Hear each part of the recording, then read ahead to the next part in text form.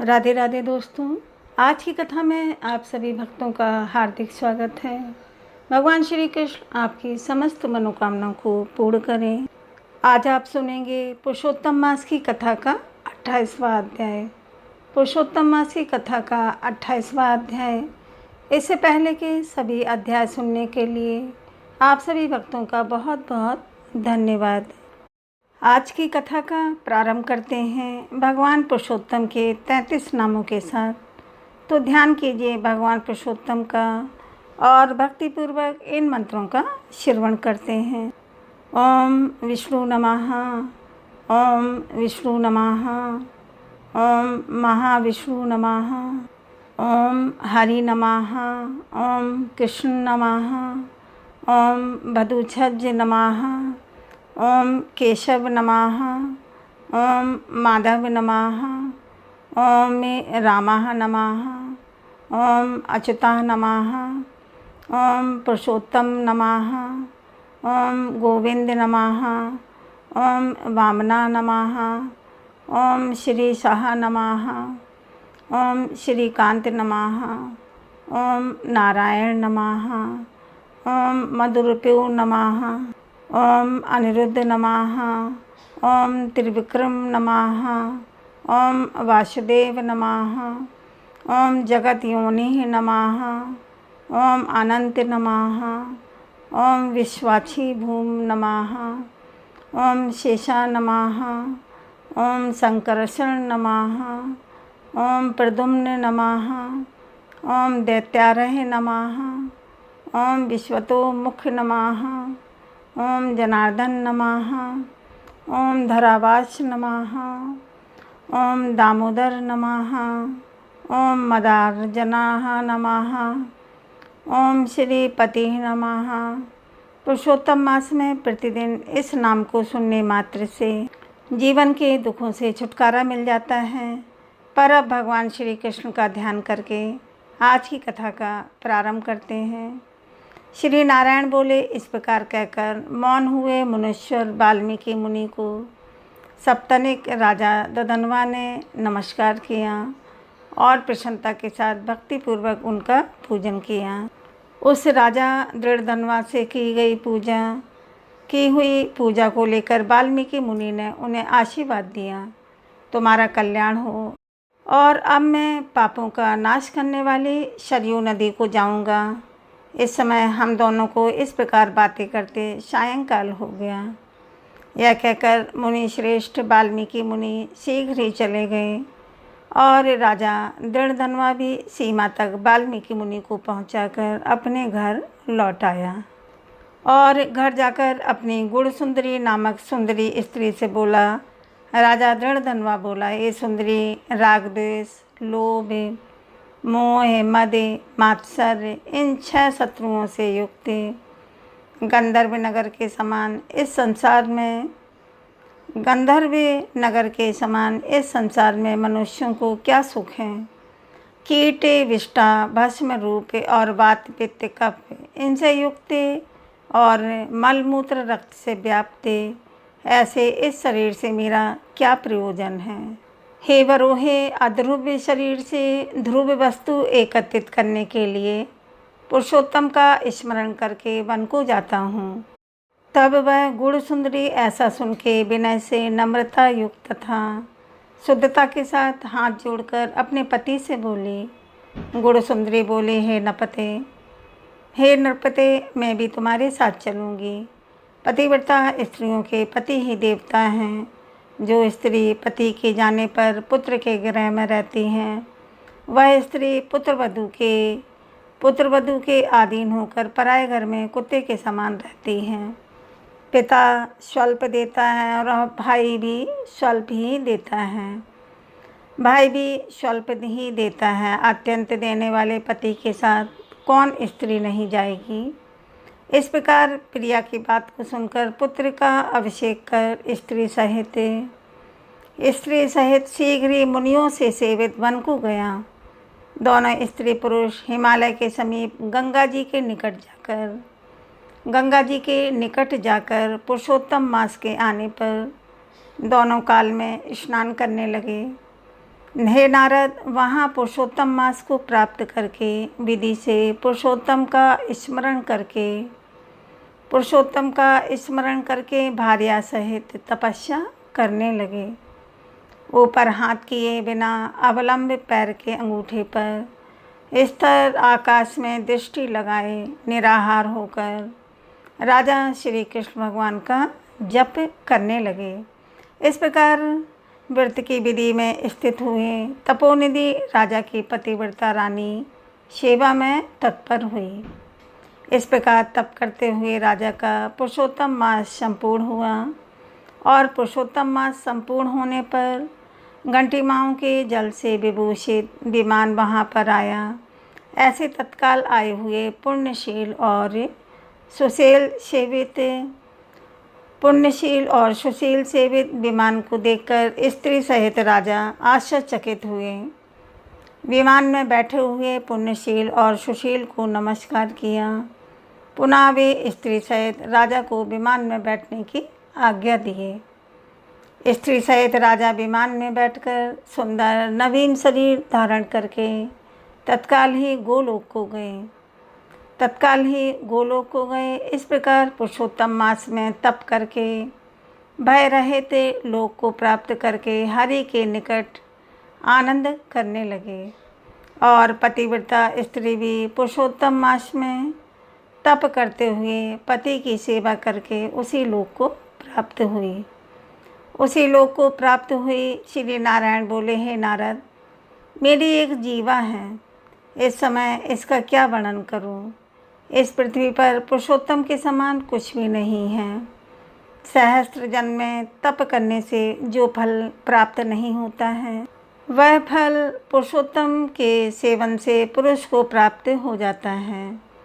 श्री पुरुषोत्तम मास में बुद्धिपूर्वक अथवा अबुद्धिपूर्वक किसी भी बहाने यदि उपवास, स्नान, दान और जप आदि किया जाए तो करोड़ों जन्म पर्यंत किए हुए समस्त पाप नष्ट हो जाते हैं।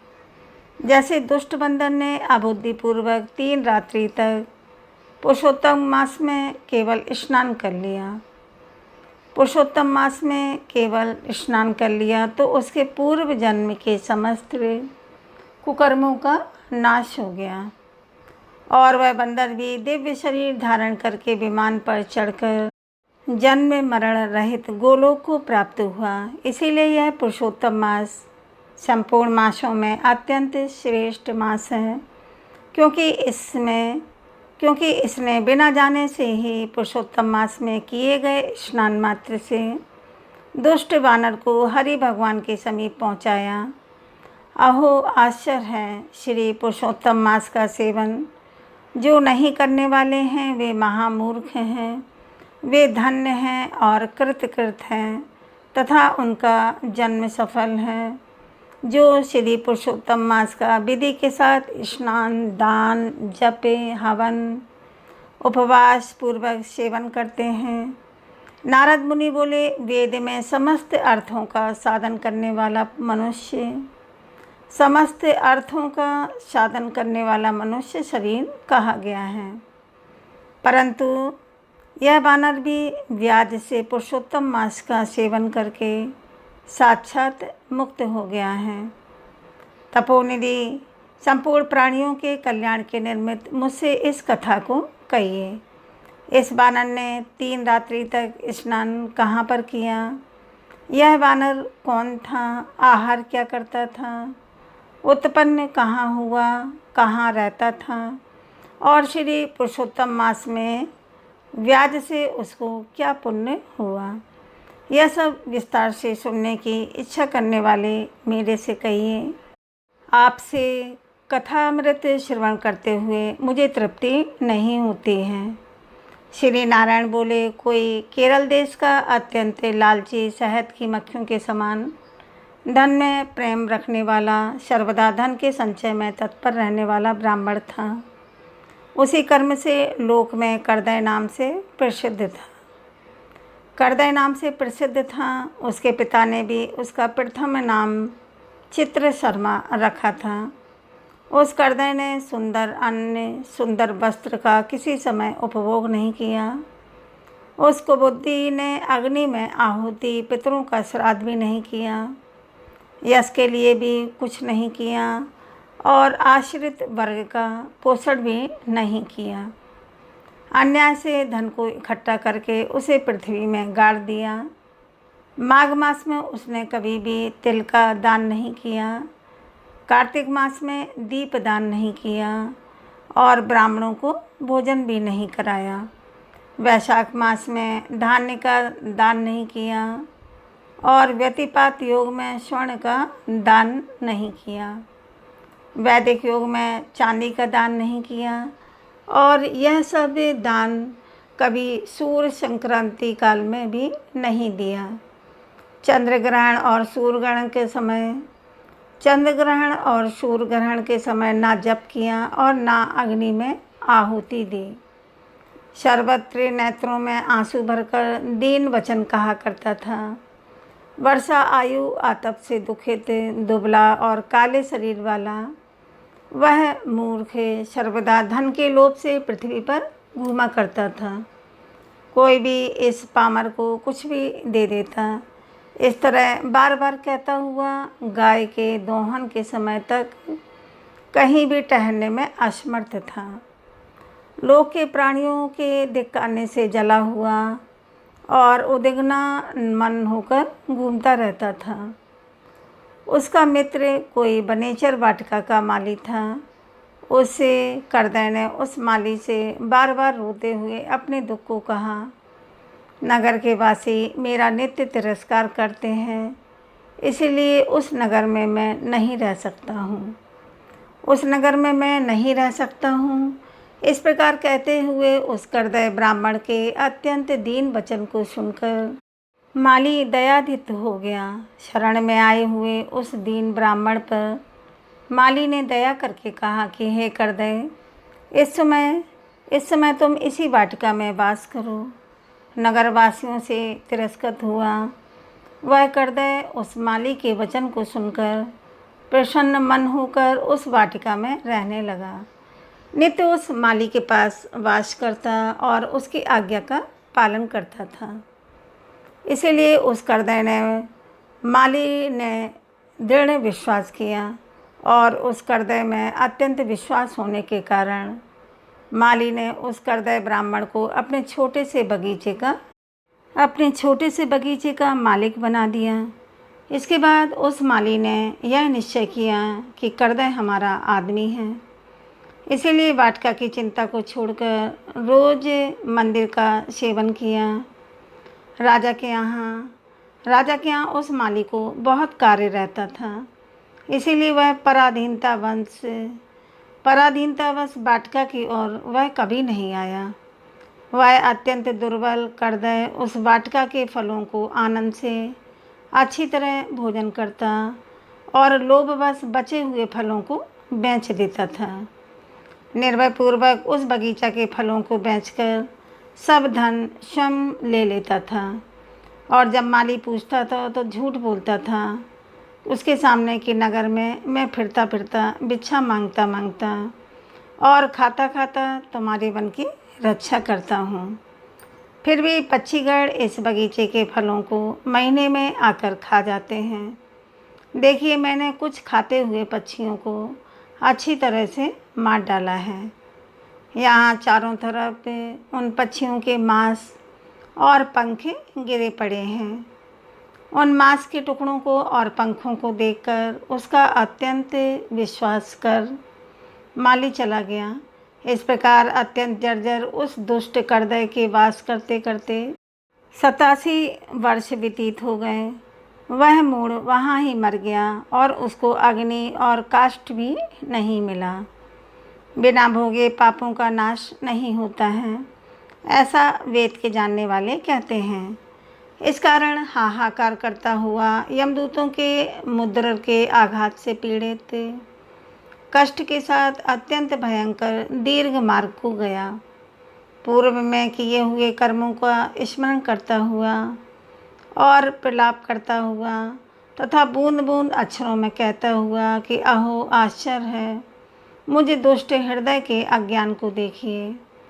कृष्ण सार से युक्त पवित्र इस भारत खंड में देवताओं को भी दुर्लभ मनुष्य शरीर को मैंने प्राप्त करके मैंने धन के लोभ से क्या किया, अर्थात कुछ भी नहीं किया, और मैंने जन्म व्यर्थ में ही खोया, तथा मैंने बहुत दिनों में जो धन संचय किया था वह धन तो पराधीन हो गया। इस समय काल पास में बंधा पराधीन होकर मैं क्या करूं? प्रथम मनुष्य शरीर को प्राप्त कर कुछ भी पुण्य कर्म नहीं किया, ना तो दान किया, ना अग्नि में आहुति दी, ना हिमालय की गुफा में जाकर तपस्या की। मकर के शूर होने पर माघ मास में ना गंगा के जल का सेवन किया, पुरुषोत्तम मास के अंत में 3 दिन उपवास भी नहीं किया, और कार्तिक मास में तारागण के रहते प्रातः स्नान नहीं किया। मैंने पुरुषार्थ को देने वाले मनुष्य शरीर को पुष्ट भी नहीं किया। अहो आश्चर्य है मेरा, संचित धन पृथ्वी में निरर्थक गड़ा रह गया। संचित धन पृथ्वी में निरर्थक गड़ा रह गया। दुष्ट बुद्धि होने के कारण जीवन पर्यंत जीव को कष्ट दिया, और मैंने जठरा अग्नि को कभी भी अन्न से तृप्त नहीं किया। किसी पर्व के समय भी उत्तम वस्त्र से शरीर को आच्छादित नहीं किया, ना तो जाति के लोगों को, ना बांधवों को, ना स्वजनों को, ना बहनों को, ना दामाद को, ना कन्या को, ना पिता को, ना माता को, ना छोटे भाई को, ना पतिव्रता स्त्री को, और ना ब्राह्मणों को ही प्रसन्न किया। इन लोगों को एक बार भी मिठाई से कभी तृप्त नहीं किया। इस प्रकार विलाप करते हुए उस करदय को यमदूत यमराज के समीप ले गए। उसको देखकर चित्रगुप्त ने उसके पाप और पुण्य को देखा और अपने स्वामी धर्मराज से कहा कि हे महाराज, यह ब्राह्मणों में अधर्म में कृपण है।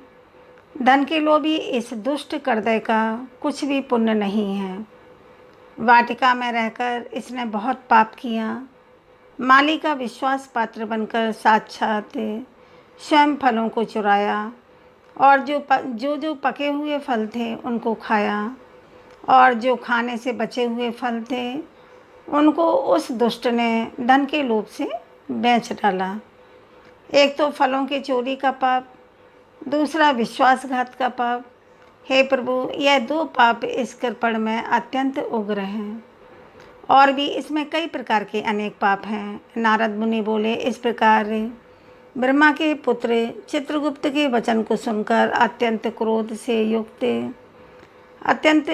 से युक्त धर्मराज ने कहा कि यह करदय 1000 बार वानर योनि में जाए, और विश्वासघात का फल इसके बाद होवेगा।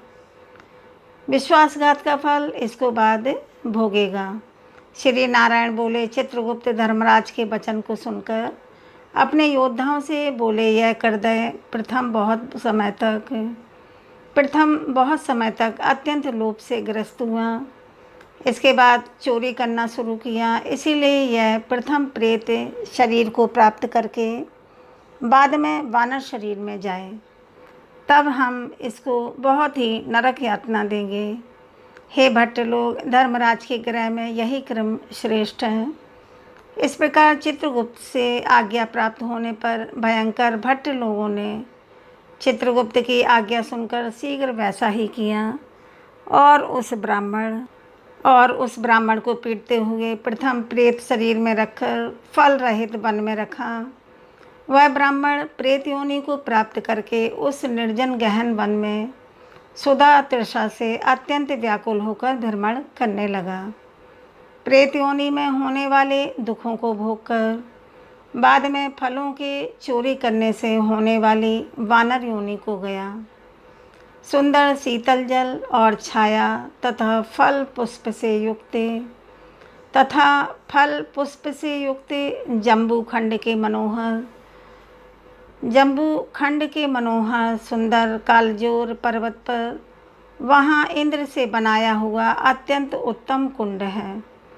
मानसरोवर के समान पवित्र सत्य पुरुषों से सेवित पापों का नाश करने वाला, देवताओं को भी दुर्लभ मृग तीर्थ नाम से प्रसिद्ध था, जिसमें श्राद्ध करने से पितर लोग सदगति को चले जाते हैं। वहाँ पर देवता लोग दैत्यों के भय से मृग होकर निरंतर निर्भय स्नान करने लगे। इसीलिए विद्वान लोग उस कुंड को मृग तीर्थ कहते हैं। मनुष्य शरीर को प्राप्त करके यह ब्राह्मण वहाँ पर फलों के चोरी करने के पाप से प्रथम वानर शरीर को प्राप्त हुआ। नारद मुनि बोले, त्रिलोक को पवित्र करने वाले रमणीय मृग तीर्थ में पाप कोटि से युक्त यह दुष्ट वानर कैसे वास करता हुआ?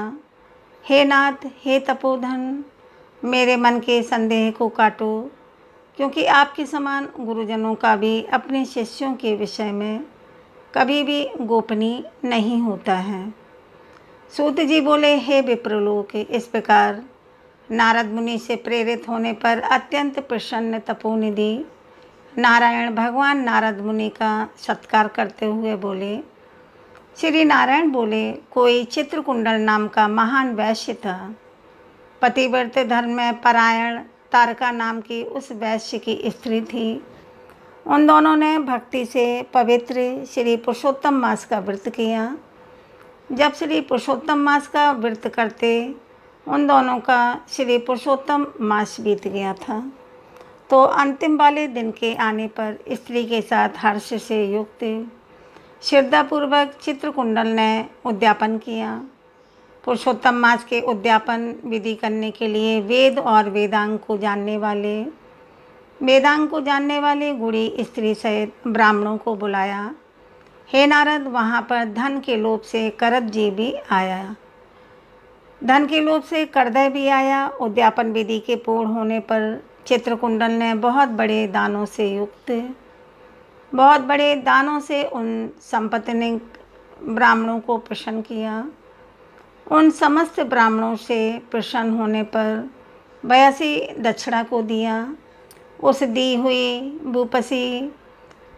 हुई भूयसी दक्षिणा से प्रसन्न अन्य सब ब्राह्मण ग्राहक हो गए, परंतु अत्यंत लोभी करदय उस वैश्य चित्रकुंडल के सामने रोता हुआ खड़ा हो गया और विनय से नम्र होकर गदगद वाणी से बोला, हे चित्रकुंडल, हे विशेष, हे भगवत भक्ति के सूर्य, आपने पुरुषोत्तम मास का व्रत विधि से अच्छी तरह किया। इस तरह पृथ्वी तल में कहीं पर किसी ने नहीं किया। आप कृतार्थ हो, सर्वथा भाग्यवान हो, जो तुमने परम भक्ति से पुरुषोत्तम भगवान का सेवन किया। तुम्हारे पिता धन्य हैं, तुम्हारी पतिव्रता माता भी धन्य है, जिन दोनों ने तुम्हारे समान हरिवल्लभ पुत्र को पैदा किया। यह पुरुषोत्तम मास धन्य से भी धन्य है, जिसके सेवन से मनुष्य इस लोक के और परलोक के भी फल को प्राप्त कर सकता है और परलोक के भी फल को प्राप्त करता है। हे विषमपते, तुम्हारी इस पूजा को देखकर मैं चकित हो गया। आहो, तुमने बहुत बड़ा काम किया, इसमें कोई संदेह नहीं है। हर्ष से दूसरे ब्राह्मणों को भी बहुत सा धन दिया। बुरीद भागहीन, मेरे लिए क्यों नहीं देते हो? इस प्रकार करदय के कहने पर चित्रकुंडल वैश्य ने करदय को भी धन दिया। करदय ने धन को लेकर प्रसन्नता से उसको जमीन में गाड़ दिया। वहाँ पर करदय ने श्री पुरुषोत्तम मास की बड़ी पूजा देखी और धन के लोभ से पुरुषोत्तम मास की प्रशंसा की। पूजा के दर्शन महात्मा से और पुरुषोत्तम भगवान की स्तुति से तथा धन का लोभ होने पर भी मृग तीर्थ को आया। सूत जी बोले, दर्शन से, स्तुति से और धन के लोभ के करने से भी दुष्ट वानर को उत्तम तीर्थ का सेवन हुआ। हे द्विज लोग, श्रद्धा से आदरपूर्वक पुरुषोत्तम देव के दर्शन और स्तुति में तत्पर सपत्नीक पुण्य का क्या कहना है? नारद मुनि बोले, हे ब्राह्मण, सुंदर वृक्षों से शोभित, सुंदर शीतल जल वाले, मनोहर घनी छाया वाले वन में उसके रहने का क्या कारण है? उसके रहने का कारण क्या है, सो आप कहिए, सो आप कहिए। श्री नारायण बोले, हे नारद, हे अनग, तुम सुनो। सुनने की इच्छा करने वाले तुमको मैं कहूँगा। इसमें कुछ कारण हैं कि जिसके श्रवण से पापों का नाश हो जाता है। जब समस्त अर्थ और फलों के दाता दशरथ के पुत्र श्री रामचंद्र जी ने समुद्र में सेतु बांधकर दुष्ट रावण का नाश किया, उन श्री रामचंद्र जी ने विभीषण को छोड़कर बाकी समस्त राक्षसों का वध किया और किसी को भी नहीं छोड़ा। अग्नि में परीक्षा कर सीता को ग्रहण किया। ब्रह्मा जी, शंकर जी, इंद्र जी आदि देवता रावण के वध से प्रसन्न होकर बोले कि हे राम, तुम वर को मांगो। ऐसा कहने पर भक्तों को अभय करने वाले रामचंद्र बोले, हे देवता लोग, यदि इस समय वर देना है तो सुनो। यहाँ पर राक्षसों से सूर वानर मारे गए हैं, उनको हमारी आज्ञा से अमृत वृष्टि करके शीघ्र ही जिला दो। तथास्तु कहकर ब्रह्मा जी, शंकर जी, इंद्र जी आदि देवताओं ने अमृत की वृष्टि करके वानरों को जिला दिया। तदंतर वो जयशाली समस्त वानर जीवित हो गए और चिरंकाल तक शयन करके उठे हुए के समान देखने में आए। चारों तरफ बैठे हुए समस्त वानरों के साथ पुष्पक विमान पर सवार होकर प्रसन्न मुखे कमल वाले सपत्नी के रामचंद्र बोले, श्री रामचंद्र जी बोले, हे सुग्रीव, हे हनुमान, हे तारात्मज, हे जाम्बान बानरों के साथ आप लोगों ने मित्र का समस्त कार्य किया। आप लोग उन वानरों को आज्ञा दो, जिससे कि यहाँ से आप लोगों की आज्ञा पाकर वानर अपनी अपनी इच्छा के अनुसार जंगलों में जाएं। हमारे यहाँ दीर्घजीवी वानर जहाँ जहाँ वास करें, वहाँ के वृक्ष, पुष्प और फलों से युक्त हो जाएं। नदी मीठे जल वाली हो, शीतल जल वाले सुंदर तालाब हो, इनको कोई भी मना नहीं करे। हमारी आज्ञा से समस्त वानर जाएं। इसीलिए रामचंद्र के प्रभाव से जहाँ वानर जाति के लोग वास करते हैं, वहाँ वन में मीठे जल वाली नदी और सुंदर तालाब होते हैं। पुष्प पत्र से युक्त सुंदर फल वाले बहुत से वृक्ष हैं, परंतु अदृष्ट से होने वाले पूर्व जन्म के सुख दुख जहाँ जहाँ प्राणी निवास करता है, वहाँ वहाँ अवश्य जाते हैं, क्योंकि बिना भोगे कर्म का नाश नहीं है, ऐसे वेद की आज्ञा है। श्री नारायण बोले, फिर वहाँ पर यह लालची वानर पर्वत के समान बढ़ता हुआ भूख प्यास से पीड़ित वन में विचरण करने लगा। उसके मुख में पित्त के प्रकोप से पीड़ा उत्पन्न हुई, जो उसके जन्म का रोग था। जिस पीड़ा के मुख के घावों से दिन रात रुधिर बहा करता है। अत्यंत पीड़ा के कारण कुछ भी भोजन नहीं कर सकता था और वह वानर चंचलतावश वृक्षों में से उत्तम फलों को तोड़कर मुख के पास ले जाकर बहुत से फलों को जमीन में गिरा दिया करता था। वह वानर पीड़ा के कारण कहीं भी एक स्थान पर बैठने में असमर्थ था। एक वृक्ष से दूसरे वृक्ष पर जाता हुआ मृत्यु को सुख देने वाला मानने लगा। किसी समय पृथ्वी पर गिर पड़ता और अत्यंत दुखित होकर विलाप करने लगा। शरीर के टूट जाने से जलहीन मछली के समान तड़पता हुआ रोदन करने लगा। शिथिल शरीर वाला गलित मुख वाला वह वानर भूख प्यास से पीड़ित हो गया। उसके समस्त दांत मुख रोग से पीड़ित होकर गिर गए। पूर्व जन्म के कृत पाप से इस तरह दुख को प्राप्त हुआ। इस प्रकार नित्य प्रति निराहार रहते हुए वानर को देवयोग से भी श्री पुरुषोत्तम मास आया। उस पुरुषोत्तम मास में भी उसी प्रकार शीतयात आदि से पीड़ित रहा, किसी समय बहुल पक्ष में गहन वन में विचरण करता हुआ प्यासा वानर कुंड के पास पहुंचने पर भी जलपान करने में समर्थ नहीं हुआ। भूख से युक्त भी चापलता से वह ऊंचे वृक्ष के ऊपर चढ़ गया। एक वृक्ष से दूसरे वृक्ष पर जाते हुए उसके बीच में एक कुंड आ पड़ा। बहुत दिनों से निराहार और शिथिल इंद्रिय और जर्जर शरीर वाला निर्बल शिथिल प्राण वाला कुंड के तटभाग में आया। इस प्रकार 10वीं तिथि से 4 दिन तक वानर को श्री पुरुषोत्तम मास में उस कुंड में लोटपोट करते हुए बीत गए। 5वें दिन के आने पर मध्याह्न काल में उस तीर्थ में जल से भीगा शरीर वाला वह वानर प्राण से रहित होकर गिर गया और वह उस देह को त्याग करके पापों से रहित होकर तत्काल दिव्य आभूषणों से भूषित दिव्य देह को प्राप्त किया, जो कि नीलकमल के दल के समान श्याम वर्ण, करोड़ों कामदेव के समान सुंदर चमकते हुए रत्नों से जटित किरीटधारी, सुंदर शोभायमान मत्स्य कुंडल वाला शोभायमान पवित्र पीत वस्त्रधारी, कमर में रत्नों से जटित मेखला वाला शोभामान, बाजूमंद कंकड़ अंगूठी हार से शोभित नील वर्ण के टेढ़े चिकने वालों से आवृत सुंदर मुक्त था। नीलवल के टेढ़े चिकने वालों से आवृत सुंदर मुख था।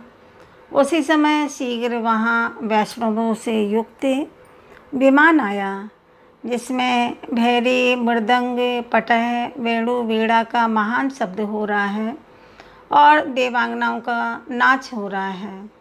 गंधर्व किन्नर के सुंदर गान हो रहे हैं। ऐसे उस विमान को महाभागे दिव्य देहधारी वानर देखकर अत्यंत विस्मय को प्राप्त होकर कहने लगा कि मेरे जैसे पातकी को यह सुख कैसे हुआ। यह विमान सुख तो बड़े पुण्यात्मा का होना उचित है। इसके बाद कोई देवांगना उसके ऊपर चंद्रमा के समान श्वेत छत्र को धारण करती हुई कोई 2 अप्सराएं हर्ष से उसको दोनों तरफ से चारों ओर डुला रही हैं, चारों ओर पंखा डुला रही हैं। कोई पान हाथ में लिए खड़ी हैं और उसके सामने अप्सराएं नाच कर रही हैं। कोई गंगा जल से भरी हुई झाड़ी को लिए खड़ी हैं, कोई उसके सामने खड़ी गाने बजाने में तत्पर हैं। इस प्रकार उस वैभव को देखकर चित्र में बने हुए के समान निश्चल हो गया। यह क्या है, मुझ जैसे दुष्ट पातकी को किस पुण्य से यह सब प्राप्त हुआ है। मेरा कुछ भी पुण्य नहीं है जिसमें मैं हरि भगवान के परम पद को जाऊं। श्री नारायण बोले। इस प्रकार तर्क करते हुए करदय ने सुख का बहुत बड़ा खजाना दिव्य विमान को सामने देखकर आश्चर्य किया। बाद में हरि भक्तों ने उस करदय का हार्दिक अभिप्राय जानकर उसके सामने विनयपूर्वक हाथ जोड़कर उसके चरणों में नमस्कार करके वानर शरीर को त्यागे हुए उस करदय को सुंदर वचन कहा। हरे कृष्णा। आज की कथा मैं यहाँ पर समापन करती हूँ। इसके आगे की कथा आप सुनेंगे कल की कथा में। कथा अच्छी लगी हो तो वीडियो को लाइक कीजिए, शेयर कीजिए और चैनल को सब्सक्राइब कीजिए। अगर आप चैनल पर पहली बार आए हैं तो सब्सक्राइब करके बेल आइकन को ज़रूर प्रेस कर लीजिए, ताकि आने वाली सभी वीडियोज़ की नोटिफिकेशन आपको सही समय पर प्राप्त हो। मिलते हैं अगले वीडियो में। तब तक के लिए दोस्तों, राधे राधे। धन्यवाद।